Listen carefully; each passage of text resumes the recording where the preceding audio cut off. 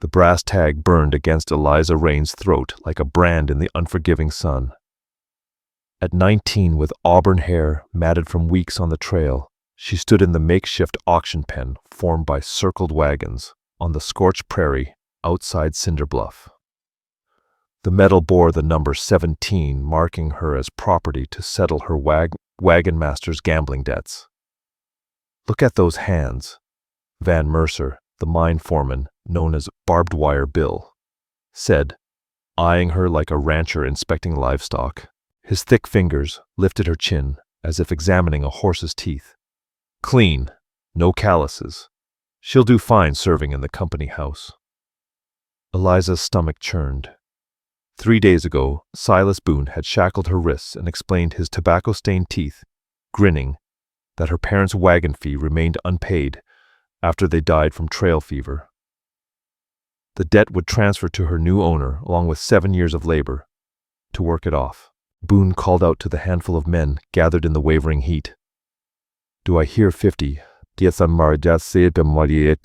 the tall buffalo grass, 50 yards away.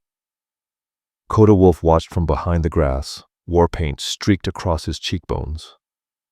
The Apache warrior had tracked this caravan for 2 weeks, following the mine's poisoned runoff that killed fish in the sacred streams where his people had hunted for generations.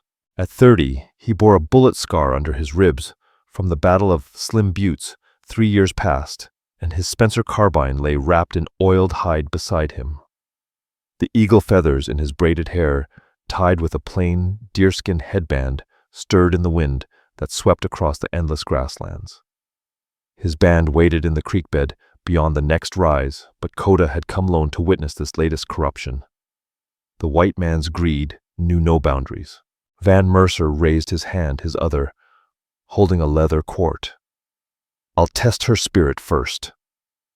The whip cracked inches from Eliza's face. She flinched, chains rattling, but kept her chin up. Something fierce burned in her green eyes despite the terror. That defiance decided it. Koda rose from the grass in 2 fluid strides, his bone-handled knife singing from its sheath. The chain parted with a metallic snap. Eliza stumbled backward into his solid chest as he caught her shoulders. "You are not cattle," he said firmly, loud enough for all to hear. "Stay behind me." Her hands instinctively clutched his buckskin shirt, pulse thundering against his back. This painted warrior had materialized like an avenging spirit, but she'd heard the stories about what native men did to captive white women. Still, when their eyes met briefly over her shoulder, she saw something unexpected in his dark depths. Protection, not predation. Savage. Vann Mercer snarled, drawing his Colt revolver. "She's under legal contract." Koda's knife caught sunlight as he shifted to shield Eliza completely. "Your law does not run here, Wasakyu." The Apache word for greedy white man dripped with contempt. Sheriff Cade Carter spurred his horse forward, hand on his gun, but moving with strange reluctance. His weathered face showed internal conflict as he spoke. "Return the girl, Indian. She's property until Boone's debt is satisfied." The hesitation in his voice was barely perceptible, but Koda's trained ear caught it. This lawman was not fully committed to Mercer's cause. "I am no one's property." Eliza surprised herself by speaking, her voice carrying across the tense circle. 3 mine workers rushed forward with pickaxe handles. Koda moved like controlled lightning, twisted the first man's wrist until bones cracked, slammed his knife hilt into the second's forehead, then swung the broken chain like a whip to drop the third, all within heartbeats. Carter's warning shot split the air, but the bullet went deliberately wide. His aim was too good for such a miss to be accidental. "Stand down," Carter called, but his voice lacked conviction. Koda was already backing toward the grass, his hand finding Eliza's wrist with firm gentleness. A small black powder tin, damp with green brush that belched thick smoke, hit the ground, stolen from army supplies during his war band's recent raids. Gray smoke billowed up in the prairie breeze. "Run," he commanded. They plunged into the buffalo grass as shouts erupted behind them. A rifle bullet whined overhead, Another kicked dirt near Eliza's feet. She'd never run so hard in her life, her lungs burning as the tall grass whipped at their legs. A third shot found its mark. Koda grunted and stumbled, fresh blood soaking through his shirt where his old scar had reopened. But he kept moving, one hand pressed to his ribs. "You're hit," Eliza gasped. "Keep low." His voice stayed steady despite the pain. When they'd put half a mile between themselves and their pursuers, she tore a strip from her dress hem and pressed it to his wound without being asked. He covered her hand with his to hold the cloth steady, their fingers interlocking briefly. Blood warm and red proved he was human after all, not some vengeful spirit from the plains. The endless grasslands stretched before them, under a sky so wide it made her dizzy. Behind them, lantern lights bobbed like fireflies as the search began. Her old life had ended in that wagon circle. Whatever came next, she was bound to this scarred warrior who'd cut her chains. "What's your name?" she asked as they caught their breath. "Koda Wolf. It means warrior in my tongue." He studied her face in the fading light. "The scouts call me Stoneheart. I'm Eliza Rayne." She hesitated. "Why did you help me?" His jaw tightened, and for a moment she thought he wouldn't answer. "The mine poisons our water. The auction steals from our hunting grounds. Both must end." But there was something else in his expression, a shadow of old pain that he didn't voice. Eliza sensed there were deeper reasons for his intervention. Secrets that would have to wait for trust to develop between them. The moon rose full and silver over the Dakota Territory, casting long shadows across the prairie. Somewhere in the distance, coyotes began their evening song, wild and free, under the vast canopy of stars. For the first time since her parents died, Eliza felt a spark of hope. Night fell like a black curtain across the prairie, broken only by the howl of wind through the grass and the distant yipping of coyotes. Storm clouds gathered on the horizon, flickering with heat lightning. Behind them, lantern lights moved like hunting fireflies as Mercer's men spread out in search patterns. Koda led them northeast toward Willow Gap, where Ash River braided through shallow channels. The old scar under his ribs burned with each step, but he set a steady pace through the trackless grassland. Eliza matched his stride without complaint, though he could hear her labored breathing. "Tell me about this place," she said quietly as they walked. "Your people. The Apache have hunted these lands since before memory," he replied, scanning the darkness ahead. "The buffalo came here to calve the elk to winter. The streams ran clear and cold." His voice hardened. "Then the white man found copper under Iron Ridge. The poison began flowing downstream 3 summers ago." She was quiet for a moment. "My family came west seeking farmland. We never meant harm to anyone. Your family perhaps not, but men like Mercer see only what they can take." He paused at the crest of a low hill, listening. "The mine workers are mostly good men trapped by debt. Mercer pays them in script, paper money worthless anywhere but his company store. They owe more each month than they earn." Like what would have happened to me, Eliza realized. Exactly. 7 years would become 20. 20 would become forever.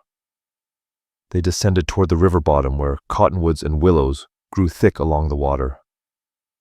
The sound of flowing current masked their footsteps, but also hid any pursuit. Lightning flashed overhead, followed by the rumble of distant thunder. "Storm coming," Koda observed. "Good. Rain will wash away our trail." At the river's edge, he waded into the knee-deep current. The water was cold, fed by mountain snowmelt, even in late summer. Eliza gasped as it soaked through her dress, but followed without hesitation. When the current tugged at her unsteady feet, Koda's arm circled her waist to keep her upright. "Stay close," he murmured, his breath warm against her ear. They moved downstream through the braided channels, water swirling around their legs. The riverbed was slick with smooth stones that threatened to send them tumbling. More than once, Eliza felt herself slipping, only to be steadied by Koda's firm grip. A thorn-covered branch invisible in the darkness gashed her ankle as they pushed through a willow thicket. She bit back a cry of pain, but Koda heard her sharp intake of breath. Without a word, he lifted her over the worst of the obstacles, his hands sure at her waist. Behind them, lantern light flickered through the trees. Voices called back and forth as the searchers reached the river. Under here, Koda whispered, guiding her beneath a massive driftwood log that had lodged against the bank. The space underneath was cramped and dark, barely large enough for both of them. They huddled together in the shadows, hearts pounding from exertion and fear. Eliza could feel Koda's chest rising and falling. Against her back, could smell the wood smoke and leather scent of his skin. Their breathing gradually synchronized as they fought to stay silent. Found tracks by the water, a voice called out uncomfortably close. Lantern beams swept back and forth above their hiding place. Eliza trembled partly from cold, but mostly from terror. If they were found. Koda's hand covered hers in the darkness, steadying her. His forehead touched the back of her head, a gesture of comfort and reassurance that transcended words or cultures. "You are brave," he whispered so quietly she barely heard it. They waited there for what felt like hours as the search moved on. Finally, the voices faded and the lantern lights disappeared. Only then did they crawl out from their refuge, soaked and muddy, but alive.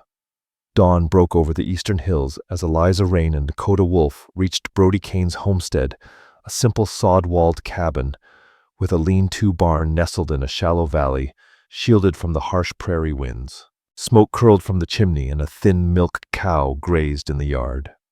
Brody, a weathered man, in his mid-40s with graying hair and calloused hands, emerged to greet them. His resemblance to Vann Mercer was unmistakable. Where Mercer was thick and brutal, Brody appeared worn down by hardship and honest labor. Koda nodded in recognition. "I heard there was trouble in town yesterday," Brody said. "This is Eliza," Koda replied. "She needs sanctuary." Brody studied her torn dress and the raw marks on her wrists where the chains had cut deep. His mouth tightened into a grim line. "My cousin's work among others." "Then you're welcome here." He gestured toward the cabin. "Both of you. There's a root cellar where you can hide if riders come." Inside the humble dwelling, Brody's wife May Calloway fussed over Eliza's wounds while brewing willow bark tea for Koda's reopened scar. The cabin was clean but sparse, a rough table, 2 chairs, a stone fireplace, and sleeping furs arranged on a wooden platform. "Vann Mercer and I were close as boys," Brody explained as they tended to their injuries. "Grew up on neighboring farms back in Missouri.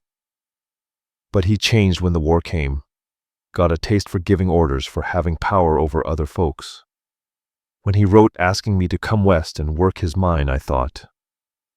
He shrugged sadly. "I thought it might be like the old days." May Calloway snorted from where she ground herbs. "More fool you, Brody. That man's been rotten since he was 12, she muttered. "What changed your mind about him?" Eliza asked. "Saw how he treated his workers. Saw the debts that never seemed to shrink, no matter how hard the men labored.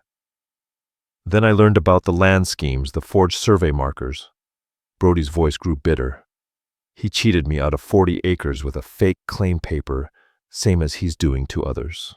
I was a surveyor before I took up farming. I know the difference between weathered iron stakes and fresh ones." Koda leaned forward with interest. "You have proof of this fraud?" Some, Brody replied. "Not enough to bring him down alone." He poured coffee from a battered pot, "but maybe enough to help the right people." As the day passed, they outlined a plan. Dr. Silas Grant, the town physician, had been documenting injuries and illnesses among the mine workers, evidence of unsafe conditions and abuse. Lila Marsh, the school teacher, had connections to territorial officials through her correspondence with other educators. "If we can gather enough evidence," Brody warned, "it won't be easy. Mercer has Sheriff Cade Carter under his thumb, along with half the town council. They'll call you outlaws and put bounties on your heads." But Eliza had noticed something during their escape that the others hadn't. "The sheriff's aim was off when he fired at us," she said thoughtfully.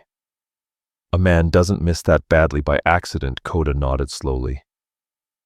I thought the same. Perhaps Carter isn't as loyal to Mercer as he appears, Brody said, his voice grim. Loyal or not, he's still the law, he added. And the law around here serves Mercer's interests. That evening, as they prepared to leave Brody Kane's sanctuary, Eliza watched Koda clean and check his weapons with practiced efficiency. His Spencer carbine was a lever-action rifle from Army surplus, reliable but requiring careful maintenance. His knife was a work of art. The bone handle was carved with intricate designs, the steel blade honed to razor sharpness. But it was when he removed his braided hair tied with a plain deerskin headband that she noticed something that made her breath catch. Woven into the eagle feathers was a small braid of dark hair worn smooth by years of handling. The grief in his eyes when he touched it told her everything she needed to know without words. "Will you teach me to shoot?" Eliza asked suddenly, as much to distract him from painful memories as to learn a useful skill. He looked up, studying her face. "You have used guns before. My father taught me with his pocket revolver before he died," she replied quietly. "But that was taken when Boone put me in chains." Without a word, Koda handed her the Spencer. It was heavier than her father's small pistol, the woodstock worn smooth by use. He positioned himself behind her, his hands covering hers, guiding her to the proper grip and stance. "The rifle kicks harder than a pistol," he explained, his voice low and patient. "Keep your shoulder firm. Squeeze the trigger slowly." His nearness was distracting, the solid warmth of his chest against her back, the wood smoke scent of his hair, the gentle strength of his hands guiding hers. When their fingers touched as he adjusted her grip, both of them went still for a moment. "Like this?" she managed to ask. "Yes." His voice was rougher than usual. "You learn quickly." They practiced until she could work the lever action smoothly and hit a target at 50 yards. As darkness settled, they shared a simple meal of rabbit stew and cornbread, sitting close together for warmth as the night wind howled around the cabin walls. "The braid in your hair, tied with a plain deerskin headband," Eliza Rayne said quietly as they prepared to sleep. "Was it your sister?" Koda Wolf's hands stilled on the rifle he was cleaning. For a long moment, Eliza thought he wouldn't answer. "Winona," he said finally. "She was 15 when the traders came. They offered goods the tribe needed to survive the winter: blankets, flour, coffee. The price was 3 young women." His voice grew distant. "I was 17, too young to have a voice in council decisions. Too weak to fight the men who chose her." Eliza felt her heart break for the boy who'd watched his sister become property, helpless to save her. "I'm sorry. When I saw you in those chains today, I saw her face," Koda continued. "Saw my chance to do what I couldn't do then." "You're not my sister," he added, turning to face Eliza, his expression softening. "But perhaps I can give you the freedom I couldn't give her." "What happened to her?" Eliza asked. "I searched for 2 years, found the trading post where she was sold, then lost the trail. She could be anywhere or nowhere." He carefully rewrapped the rifle. "The braid is all I have left of her." They arranged their sleeping furs on opposite sides of the fire, maintaining proper distance. But as the night grew colder and the flames died to embers, Eliza found herself shivering despite her blankets. Without discussion, they gradually moved closer, sharing warmth in the practical way of travelers and survivors. By dawn, Eliza was sleeping with her back pressed against Koda's chest, his arm draped protectively over her waist. When she woke to find them curled together, neither pulled away immediately. Instead, they lay still in the gray morning light, listening to each other breathe, feeling the steady rhythm of 2 hearts that had begun beating in harmony. Outside, a meadowlark sang its liquid song from a fence post. The day promised to be clear and bright, perfect for the dangerous work ahead. But for just a moment, wrapped in warmth and unexpected tenderness, Eliza allowed herself to imagine a different life, one where she wasn't running from chains, where this gentle warrior might teach her more than just shooting and survival. Then reality intruded as Brody Kane called softly from outside the cabin. Riders coming up the valley. Best get to the root cellar. The respite was over. The hunt had begun in earnest. 3 hard days passed in a deadly game of cat and mouse across the Dakota Prairie. Vann Mercer had posted rewards that drew bounty hunters like carrion birds. $50 for Eliza Rayne, $100 for the savage Koda Wolf. More troubling, Sheriff Cade Carter had deputized a dozen mine workers, giving them legal authority to hunt the fugitives across territorial lines. But something was wrong with the pursuit. Carter seemed to be directing his men in circles, always arriving at promising locations just after the fugitives had moved on. When questioned by Mercer, he claimed his quarry was unusually cunning, but his explanations grew more strained with each failure. The truth was darker than anyone suspected. Hidden in Carter's desk drawer lay a photograph of a young girl with laughing eyes and dark braids, his daughter Sage Merrick, taken 6 months ago while visiting relatives in Yankton. Mercer's message had been simple: find the fugitives, or Sage would join the other missing girls in the abandoned mine shafts. But watching Mercer's cruelty increase daily, seeing the fear in the rescued women's faces, Carter was beginning to understand that cooperation wouldn't save his daughter. Mercer eliminated all loose ends, and Sage had seen too much during her captivity. Meanwhile, the pressure mounted from all directions. Mercer's men vandalized Brody Kane's vegetable garden and broke his water pump with sledgehammers, sending a clear message about harboring outlaws. They questioned every homesteader within 20 miles, searching barns and root cellars, offering coin for information. Dr.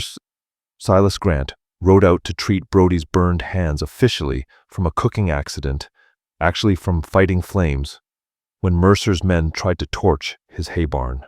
While tending the injuries, Grant carefully documented the raw chain marks on Eliza's wrists and the bullet grazes across Koda's ribs. Evidence of assault and unlawful imprisonment, he explained as he wrote in his medical ledger with precise penmanship. Territory law requires documentation of such injuries for potential court proceedings, he noted. I copied the relevant pages onto thin paper, hiding the originals inside my anatomy textbook. If we can get this to the right officials. Meanwhile, Lila Marsh used her connections within the territorial school system to quietly spread word about conditions at Mercer's mine. Her letters to colleagues painted a picture of systematic abuse that reached beyond county corruption. But their efforts seemed futile against Mercer's growing influence.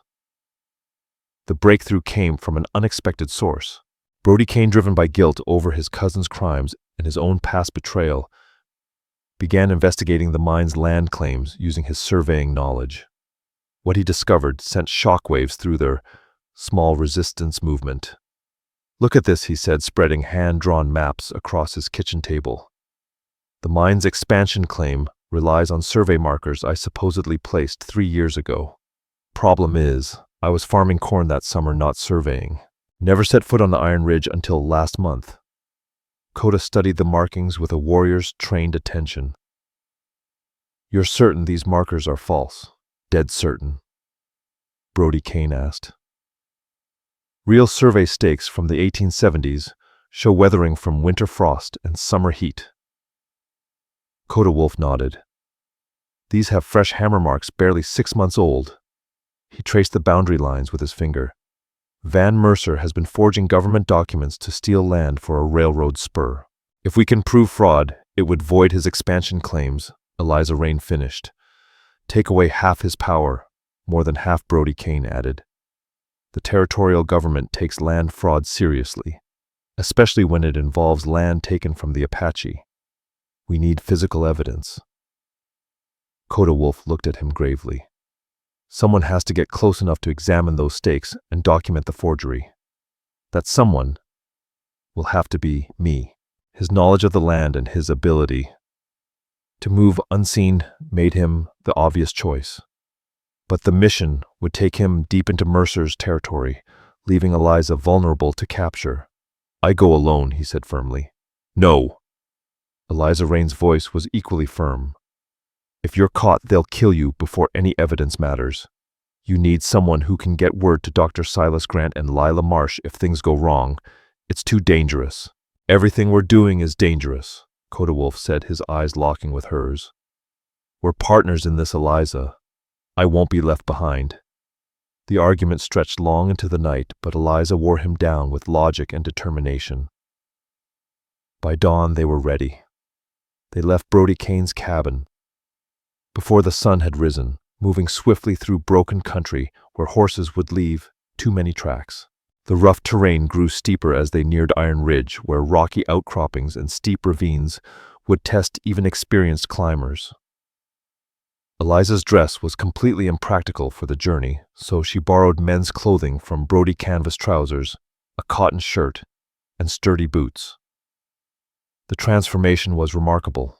Dressed like a frontier woman, her auburn hair braided back and her green eyes burning with determination, she looked capable of handling whatever the harsh country threw at them. Koda found himself stealing glances at her throughout the morning, admiring not just her courage, but the inner strength that had emerged from her ordeal. By midday, they reached the base of Iron Ridge, where the copper mine operations scarred the mountainside. Smoke rose from the smelters, and the rhythmic pounding of the stamp mills echoed off the canyon walls.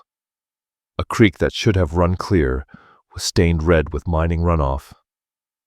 Koda Wolf pointed to a line of iron stakes marching up the ridge like fence posts. The boundary markers. They climbed through scrub oak and juniper, using game trails to avoid leaving obvious tracks. The altitude made breathing harder, and loose shale threatened to send them sliding into ravines below. More than once, Koda had to grab Eliza's hand to help her up steep sections, their fingers lingering together just a heartbeat longer than necessity required. At the ridge crest, they could see for miles across the prairie they'd crossed. No dust clouds marked pursuit, but that meant little. Mercer's men could be anywhere, moving carefully to avoid detection. Keep watch, Koda instructed, handing her a small mirror for signaling. Flash this twice if you see riders. 3 times if they're coming up the ridge. He descended toward the nearest survey stake, while Eliza positioned herself behind a boulder with a clear view of the approaches. The marker appeared legitimate from a distance, a thick iron post driven deep into rocky ground with official territorial markings. But as Koda examined it closely, Brody Kane's suspicions proved correct. The metal showed no weathering. The stamped numbers were crisp and sharp, without the rounded edges that years of wind and rain would have caused. Most telling, the post wasn't driven into undisturbed earth, but into a hole that had been recently dug and backfilled. Native grass around the base had been trampled and replanted. He was sketching the evidence in Lila Marsh's school primer when the mirror flashed twice from above. Riders approaching from the southeast, Koda murmured. He tucked the book inside his shirt and began climbing back up the slope, using handholds in the rock to move quickly. How many 6 mounted men moving fast? They'll be at the base of the ridge in 10 minutes.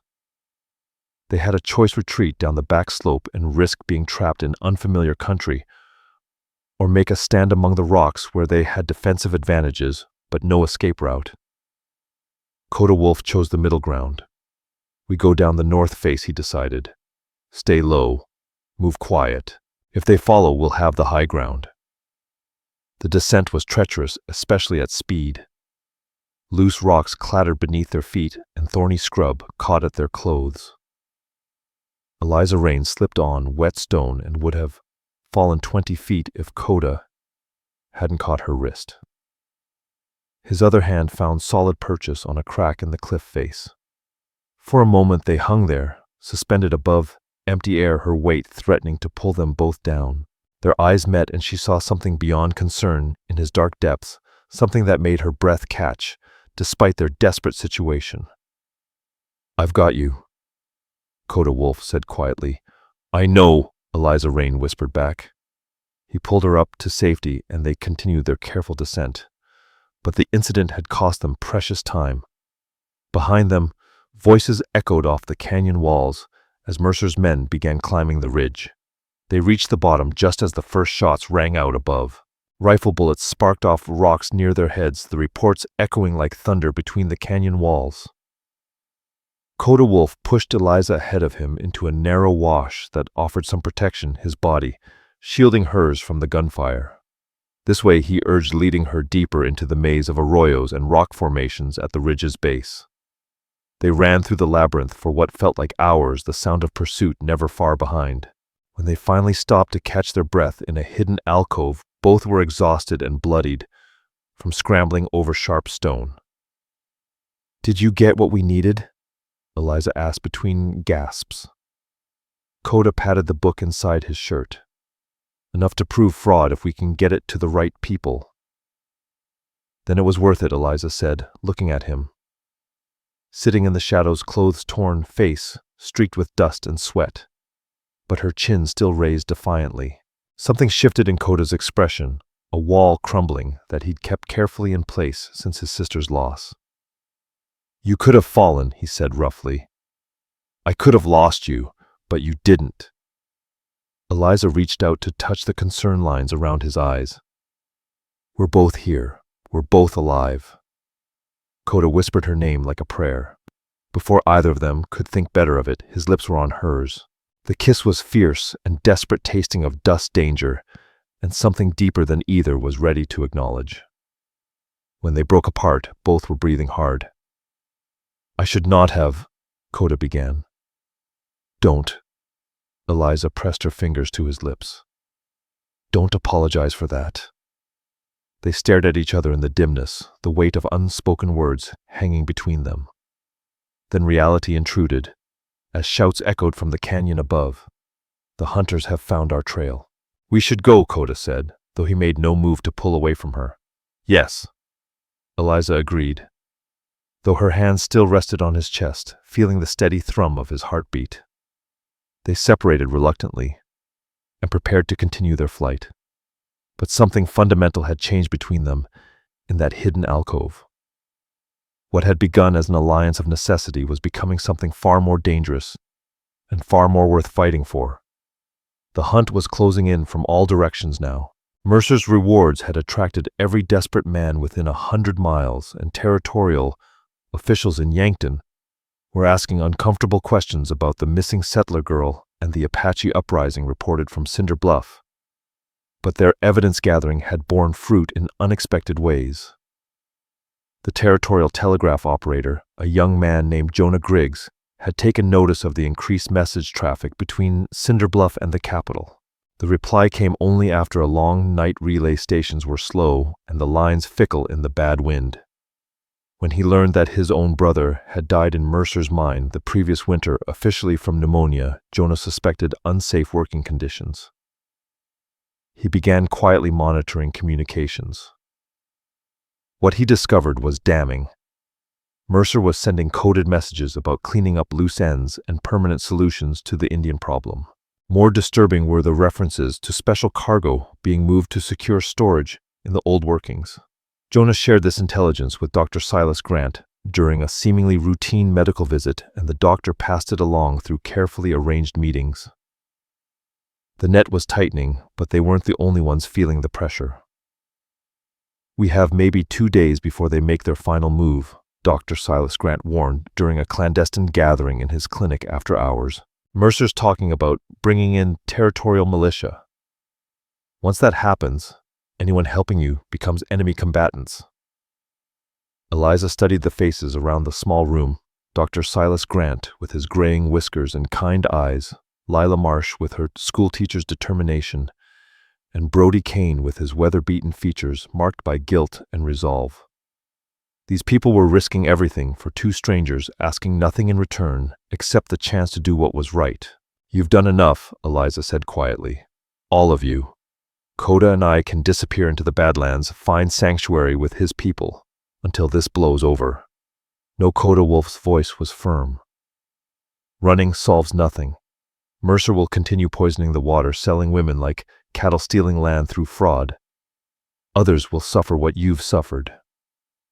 "Then what do you propose?" Dr. Silas Grant asked. Koda looked at each of them, in turn, at his dark eyes reflecting the lamplight. "We force a confrontation, Bring everything into the open where it can't be hidden or denied. That's suicide, Lila Marsh protested.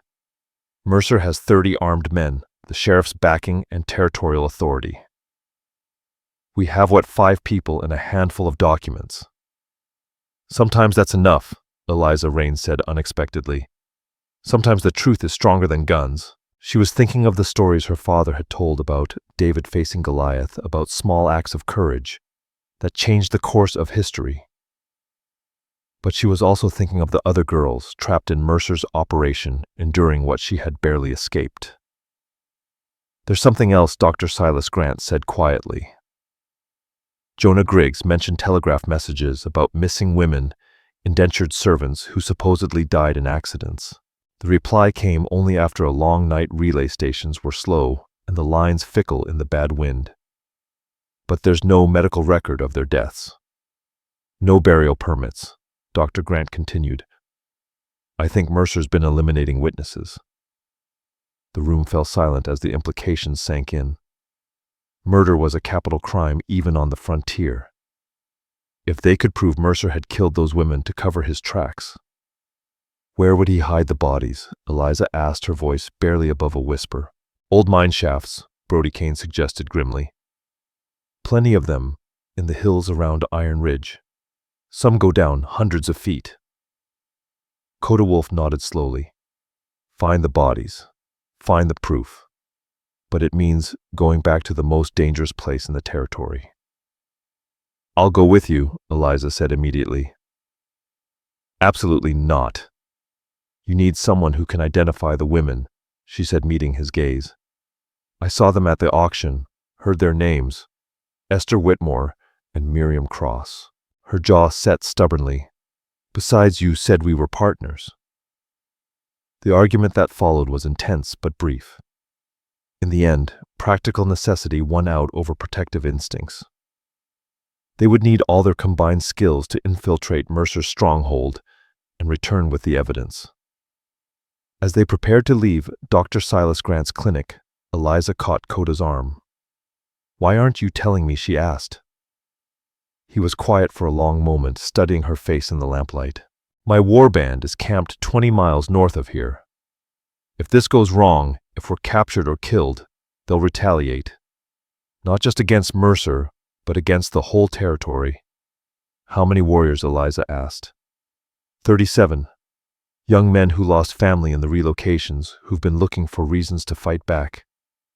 His voice was heavy with responsibility. They follow me because they trust my judgment. If I fall here, then we all fall.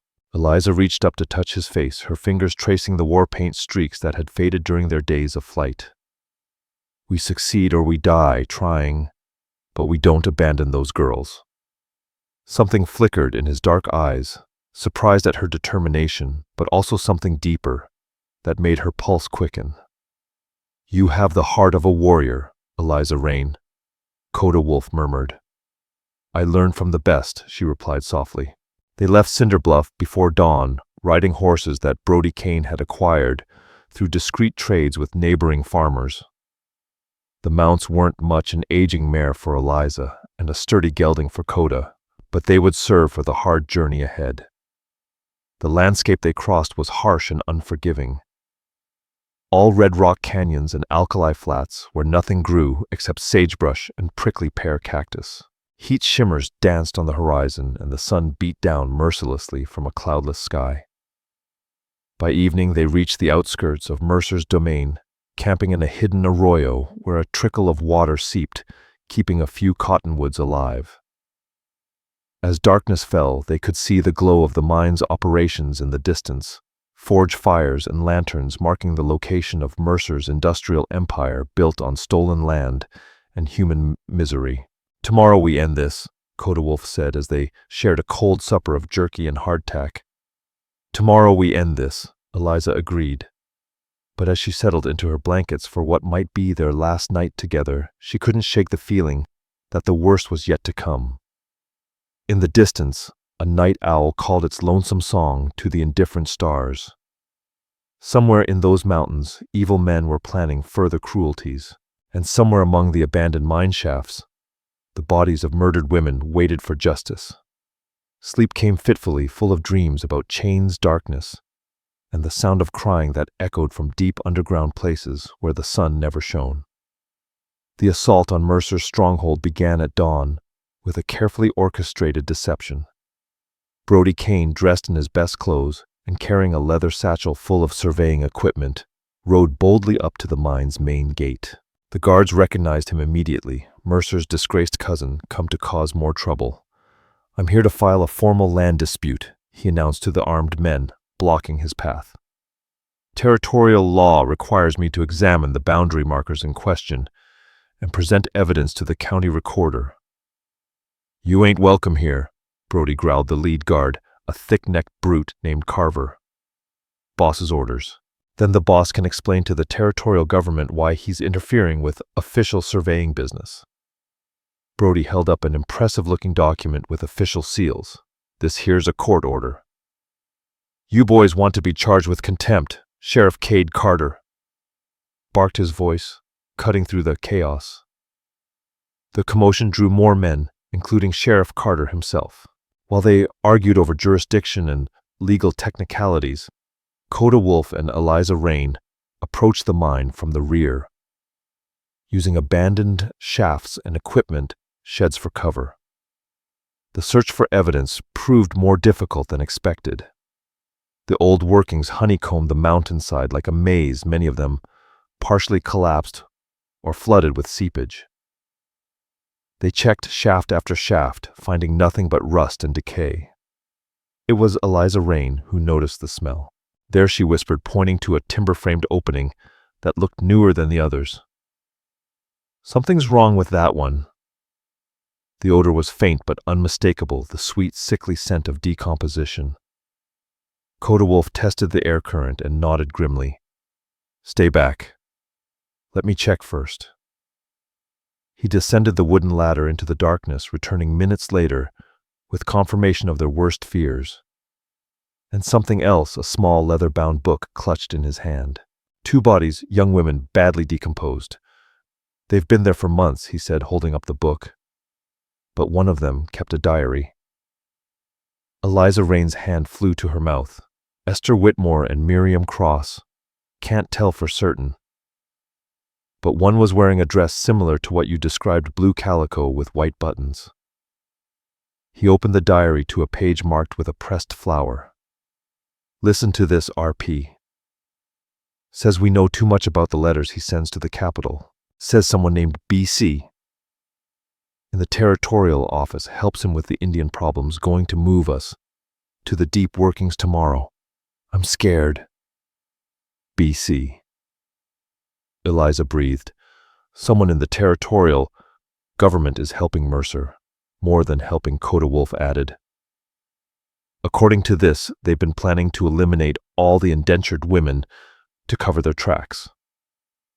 Koda Wolf's face was grim. "This goes higher than we thought. They had found their evidence, but at a terrible cost.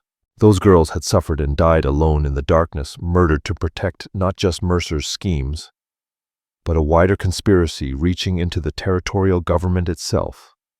"What now?" Eliza Rayne asked. "Now we get those other girls out before they suffer the same fate." But their reconnaissance had taken too long. Brody Kane's distraction was failing as territorial officials arrived to mediate the land dispute. Worse guards were beginning systematic searches of the mine's perimeter. They had perhaps an hour before discovery became inevitable. "We need those other girls," Eliza said. "The ones still alive. If we can free them and get them to safety." Koda Wolf's tone darkened. "Too dangerous. Mercer's expecting trouble now. His men are armed and alert. Then we make it look like something else," Eliza said. "Not a rescue, an accident." She outlined her plan quickly. It was bold to the point of recklessness, but it might work if they moved fast, and luck favored them.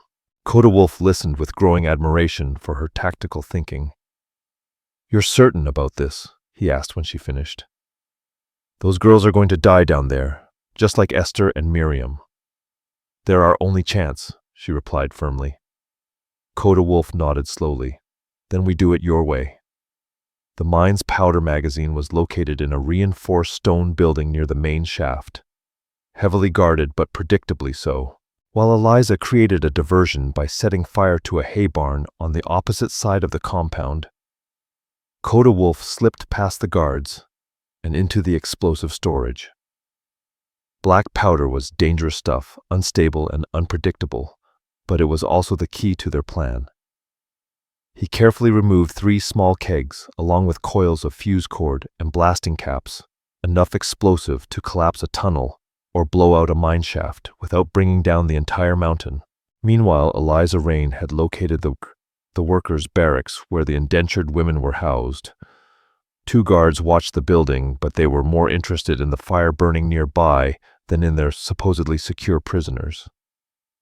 Eliza approached from the blind side using equipment sheds for cover. The barracks door was barred from the outside, a clear violation of territorial safety laws that would serve as additional evidence if they survived to present it. Sarah Mary. Anyone inside? She called softly through the narrow window. A young woman's face appeared pale and frightened. Who's there? My name's Eliza. I'm here to get you out. You can't be here if they catch you.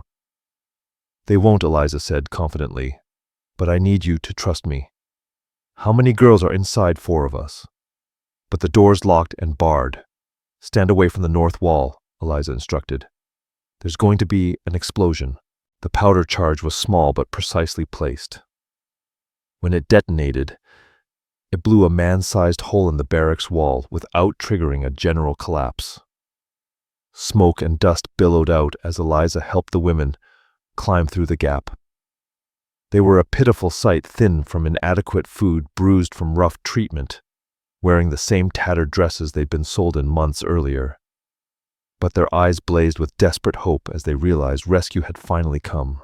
This way, Eliza Rayne urged, leading them toward the pre-arranged meeting point where Koda Wolf waited with the horses. But Mercer's men were reacting faster than expected. Shouts rang out across the compound as guards converged on the damaged building.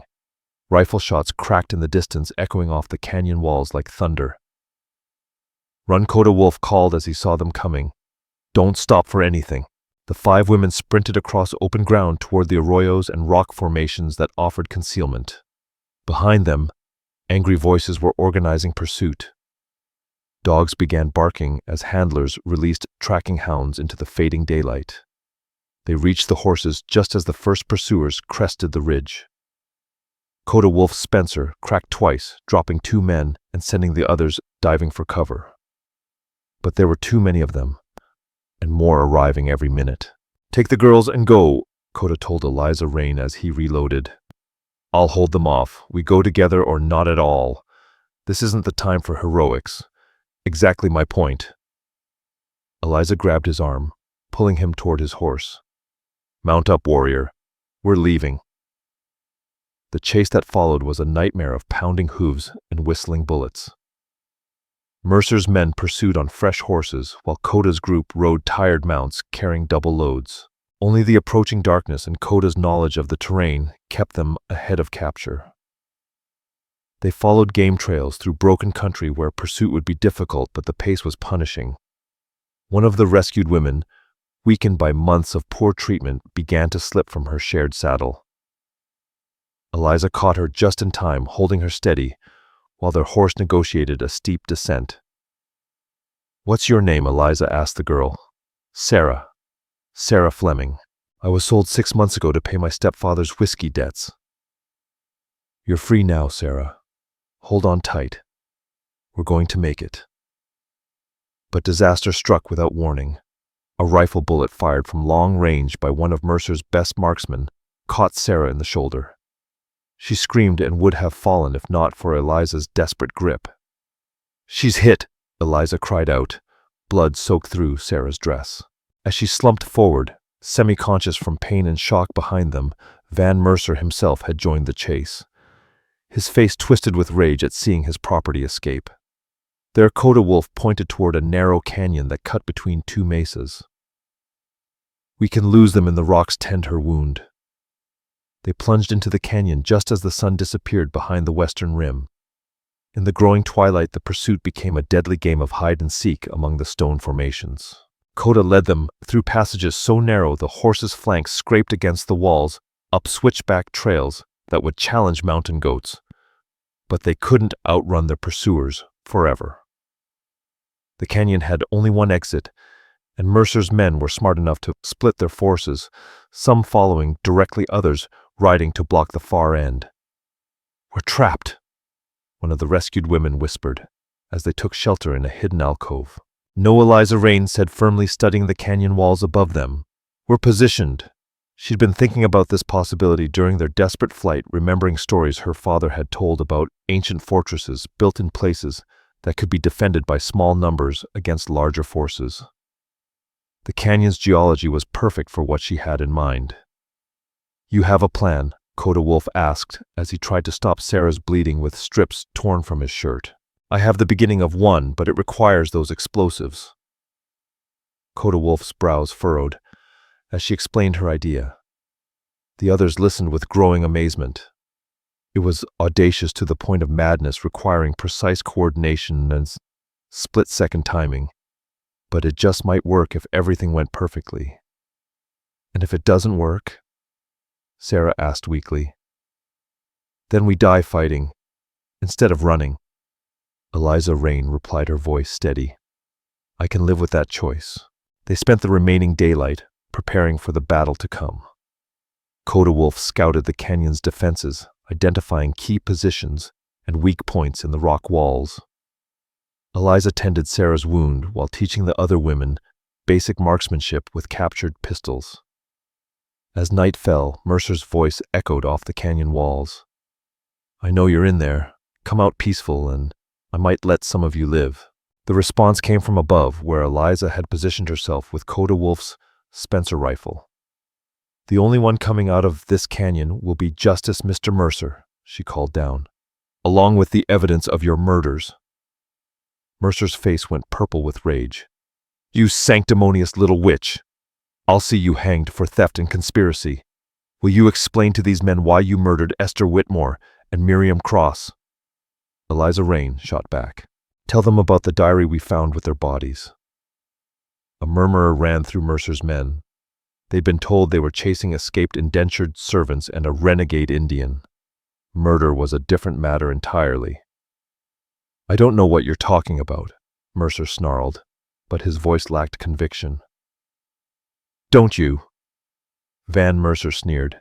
"Then maybe you can explain the fresh survey markers on Iron Ridge, the ones with forged signatures authorizing the theft of Indian treaty land. Or the letters to BC in the territorial office about the Indian problem." More murmurs ran through the men. Land fraud was a federal crime, and association with it could bring down territorial justice on every man involved. The mention of government corruption made several of them exchange worried glances. Enough talk. Mercer raised his rifle. "Take them alive if you can, dead if you must." But before he could fire, another voice cut through the tension. Sheriff Cade Carter, riding up from behind Mercer's position with his own deputies, called out, "Stand down, Mercer. You're under arrest for murder, fraud, and conspiracy." Mercer spun around, his face registering shock and betrayal. "You work for me, Carter. Remember what I have of yours." "Not anymore." Carter's voice was steady, though Eliza Rayne could see the pain in his weathered features. Emma would rather die free than live knowing her father chose cowardice over justice. The revelation hit Mercer like a physical blow. His hold over the sheriff had been the threat to Carter's captured daughter, but the lawman had finally chosen conscience over compliance. "You fool," Mercer screamed. "She's already dead. I had her killed yesterday when I heard federal marshals were coming." The lie was too much for Carter to bear. His gun came up, but Mercer was faster. Mercer's bullet took the sheriff in the chest, sending him tumbling from his horse. The battle erupted with volcanic fury.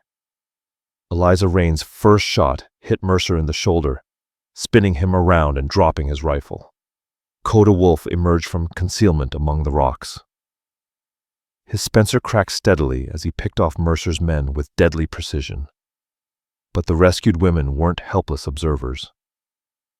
Armed with pistols from Mercer's fallen guards, they added their own fire to the defense. Even wounded Sarah Fleming proved to be an excellent shot, a skill learned from years of hunting game on her family's farm.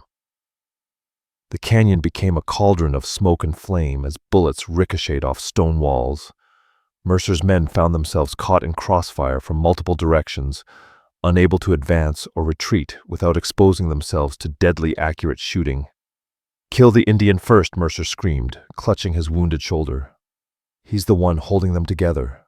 But Koda Wolf was everywhere and nowhere, moving through the rocks like a ghost. One moment he'd appear to drop a guard with a precise shot, and the next he'd vanish into shadow before return fire could find him. The tide turned when Mercer, desperate and wounded, decided to end the standoff with one final gambit. He'd kept one keg of blasting powder from the explosives Koda Wolf had stolen, and now he lit the fuse with shaking hands. "If I can't have you, nobody can," he roared, hurling the keg toward the alcove where the women were sheltered. But Eliza Rayne was ready. Her shot caught the keg in mid-air, detonating it harmlessly against the canyon wall. The explosion brought down a shower of rocks that blocked one of Mercer's escape routes, but left the women unharmed. "My turn," Koda Wolf said quietly, emerging from cover with his rifle trained on Mercer's chest. The final confrontation was brief but decisive. Mercer, seeing death in the warrior's eyes, made one last desperate attempt to draw his hidden pistol. But Koda Wolf was faster and his shot was true. As the gun smoke cleared and the echoes faded, an unexpected silence fell over the canyon. Mercer lay motionless among the rocks, his reign of terror finally ended. Most of his surviving men had thrown down their weapons when they saw their leader fall. Sheriff Cade Carter, wounded but alive, was helped to his feet by his deputies. His first words were about his daughter Emma. "Is she really?" Mercer lied. Eliza Rayne called down from her perch. "We found evidence that she's being held in a line shack 20 miles north of here." The diary mentioned her specifically. The relief on Carter's face was profound. For months he'd lived with a terrible choice between duty and family, watching corruption flourish because the price of resistance seemed too high. Now wounded, but finally free, he could begin the work of redemption. Dr. Silas Grant arrived within hours, having followed the sound of gunfire with a wagon full of medical supplies. As he tended the wounded and documented the evidence, the full scope of Mercer's crimes became clear. The diary contained names, dates, and details of a conspiracy that reached into the highest levels of territorial government. BC stands for Bradford Carruthers. Dr. Grant read from the blood-stained pages. "Deputy Territorial. He's been taking bribes to approve fraudulent land claims and suppress investigations into missing persons." "Not anymore," Carter said, grimly pressing a bandage to his chest wound. "As soon as I can ride, I'm heading to Yankton with warrants and evidence." "This corruption ends here, Eliza," Rayne said firmly. Her voice steady, despite the chaos that had just unfolded. As the immediate crisis passed, she found herself sitting on a boulder, hands shaking from adrenaline and exhaustion. Koda Wolf sat beside her, checking her for injuries with gentle hands. "It's over," he said simply. "Is it good, Eliza?" Rayne looked at the scattered bodies, the wounded men calling for help, the chaos of justice finally being served. "What happens now?" "Now the law takes its course. Mercer's dead, his conspirators will be arrested, and there's enough evidence to clean house from here to Yankton." "And us?" Eliza asked. He was quiet for a moment, studying her face in the harsh morning light. Blood streaked her cheek from a graze she hadn't even noticed, and her borrowed men's clothes were torn and dusty. But her green eyes still blazed with the fierce determination that had first caught his attention in that auction circle. "That depends on what you want in Eliza Rayne." She stood up, stepping close enough to see the concern in his dark gaze, close enough to smell the gunpowder and leather scent that had become familiar and precious. "I want what you promised me the first day," she said softly. "Freedom. Not just from chains, but from a world where women are property and people are cattle to be bought and sold. That world may take time to change. Then we help change it. Together. Eliza reached up to touch his face, her fingers tracing the line of an old scar. You asked me once what I wanted. I want to stand beside you as an equal, not behind you as property. I want to build something better than what we're tearing down. Even if it means living between two worlds, white and Indian, civilized and wild, especially then. Someone has to bridge those worlds, Koda Wolf. Someone has to prove that different people can choose to trust each other to build instead of just destroying. He caught her hand in his, holding it against his cheek for a moment before speaking. The territorial clerk in Yankton asked Sheriff Cade Carter yesterday if you were my wife. He told him you weren't property, not mine, not anyone's. But he didn't answer the real question. What's the real question? Eliza asked. Whether you choose to be my partner, not because you have to, not because circumstances force it, but because you want to. She smiled then, the first truly joyful expression he'd seen on her face since that first day in the auction circle. I choose partnership, Koda Wolf. I choose freedom. I choose you. And I choose you, Eliza Rayne. Free woman. Brave soul. Partner in all things. Their kiss tasted of dust and victory, of promises kept and futures earned through blood and determination. Around them, the business of justice continued, officials examining evidence, doctors tending the wounded, the rescued women giving their testimonies to court reporters. But for two people who had found each other in the midst of darkness, the most important business was already complete. They'd chosen each other freely as equals with no chains to bind them, except the ones they forged themselves from love and mutual respect. 3 months later, autumn painted the Dakota hills in shades of gold and crimson as the territorial courthouse in Deadwood became the center of the most significant corruption trial in the region's history. The evidence against Mercer's surviving associates was overwhelming, but it was the diary found with the murdered women that brought down the wider conspiracy. Bradford Carruthers was arrested in his Yankton office while attempting to destroy incriminating documents. His trial revealed a network of corruption that stretched from local mining claims to federal Indian policies. The scandal forced resignations throughout the territorial government and led to sweeping reforms in how land disputes were handled. Sheriff Cade Carter, his cooperation with the investigation, having earned him recognition as a hero, was reinstated with full honors. His daughter, Sage Merrick, rescued from the line shack, exactly where the diary had indicated, testified eloquently about Mercer's crimes. Jonah Griggs received a commendation for his role in exposing the corruption through telegraph intercepts. The reply came only after a long night. Relay stations were slow and the lines fickle in the bad wind. But perhaps the most significant change was in the relationship between white settlers and native tribes. The scandal had exposed how corruption and greed fueled conflicts that honest people on both sides wanted to avoid. New treaties were negotiated with transparency and federal oversight, establishing frameworks for peaceful coexistence that would endure for generations.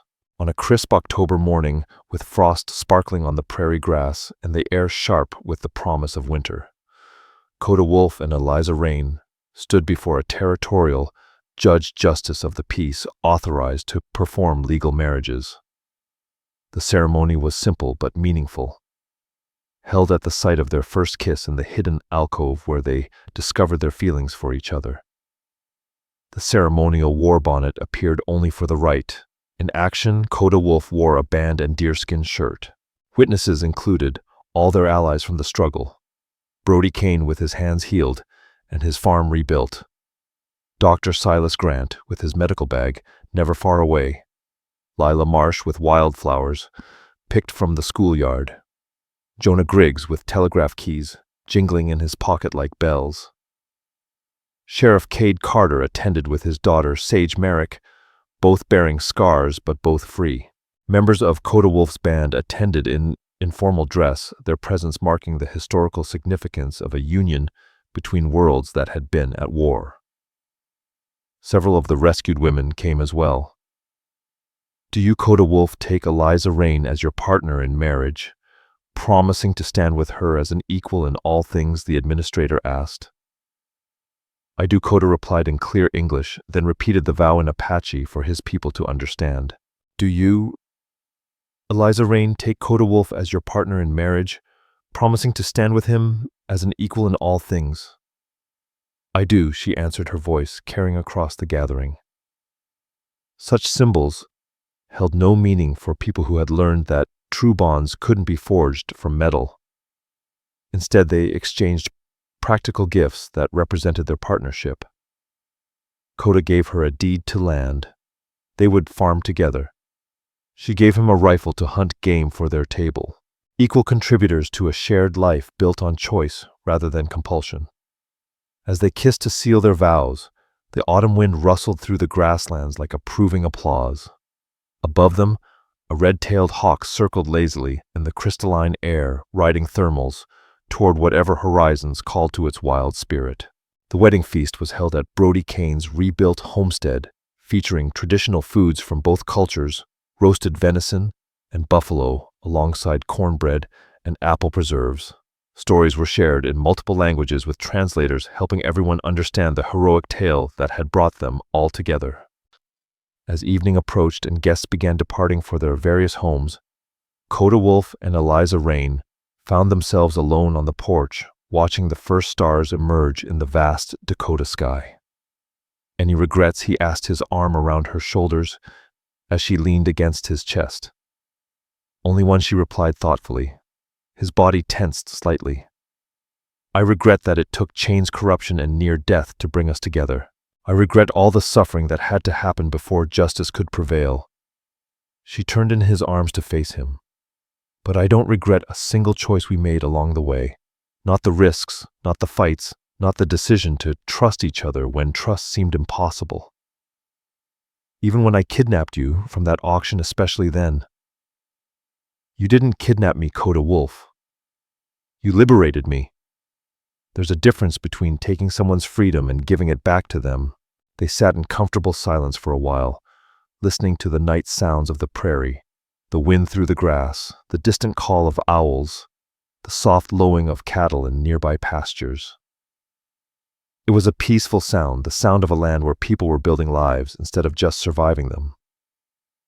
"What happens now?" Eliza Rayne asked eventually. "Now we do what we've always done," Koda Wolf replied. "We choose each day to trust each other, to work together, to build something better than what we inherited. We raise children who know that freedom is earned, not given.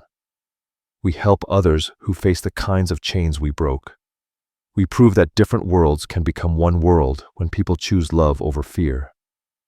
She smiled, remembering the frightened girl who had stood in chains in a dusty auction circle, wondering if she'd live to see another sunrise. That girl had become a woman who helped bring down a criminal empire and established new standards of justice for an entire territory. The transformation seemed impossible, but it had happened over the course of 1 year. "I love you, Koda Wolf," she said simply. "And I love you." "Eliza Rayne," he replied. "My partner, my equal, my choice." Above them, the autumn stars wheeled in their ancient patterns, marking time and seasons and the endless cycle of endings that became beginnings. Somewhere in the darkness, night birds called to their mates and were answered.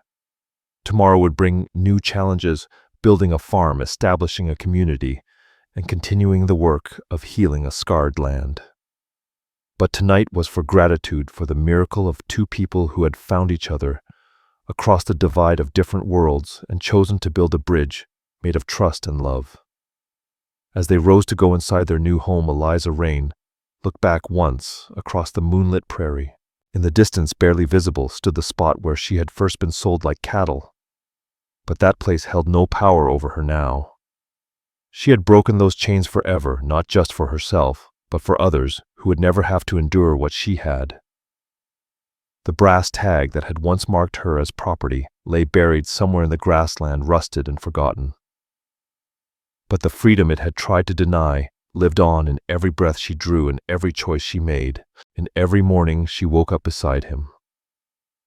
And every morning she walked beside the man who taught her that true strength lay not in breaking others, but in refusing to be broken yourself. Hand in hand, they walked into their future together.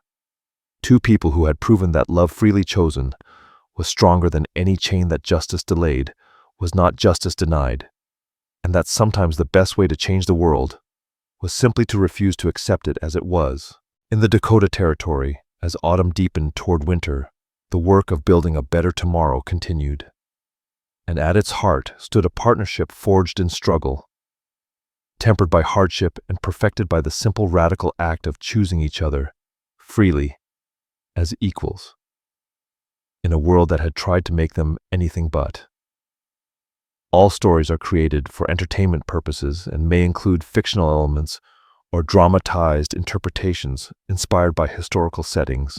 We use AI tools, voiceover visuals, scripts as creative assistants. However, all content is reviewed, refined, and edited by humans to ensure emotional authenticity and storytelling quality. We fully comply with YouTube's policies regarding AI-generated content and do not use any deepfake techniques or misleading recreations of real individuals. All visuals and supporting materials are properly licensed. Sharing, re-uploading, modifying, or distributing any part of this content in any form requires written permission. We appreciate your support and respect for original creative work.